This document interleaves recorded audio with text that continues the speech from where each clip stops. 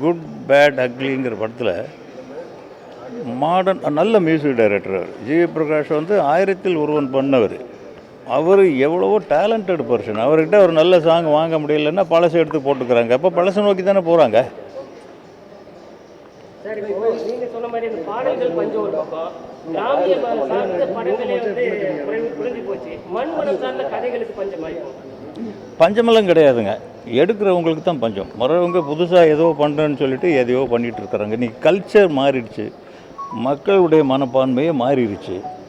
இன்றைக்கி போதை கலாச்சாரம் அது இது நிறைய அட்வான்ஸாக தான் போகிறாங்க. அந்த மாதிரி தான் எடுக்கணும்னு தப்பாக நினச்சிட்டு இருக்கிறாங்க.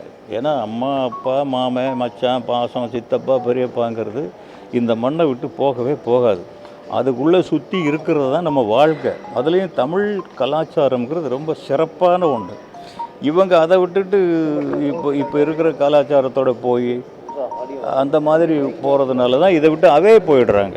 100க்கு 99 படங்கள் ஓட மாட்டேங்குது இல்லையா? இப்போ குட் பை அக்லி ஓடலைன்னா கூட மாமன் ஓடுது.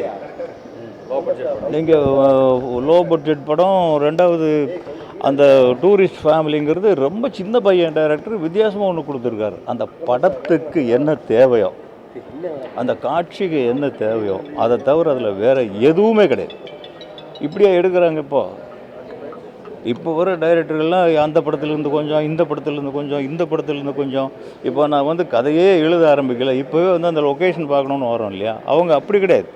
ஒரு 10 பேர் ஹோட்டலில் ரூம் போட்டு உட்காந்துக்கிட்டு டிஸ்கஸ் பண்ணி அந்த படத்தில் என்ன, அந்த படத்தில் பண்ண, கொரியன் படத்தில் என்ன, ஜப்பானீஸ் படத்தில் என்ன, இப்படி தான் எல்லாருமே பண்ணுறாங்க. அதுதான் இந்த சினிமாவனுடைய இப்போது இருக்கிற சரியான பொசிஷனில் இல்லை.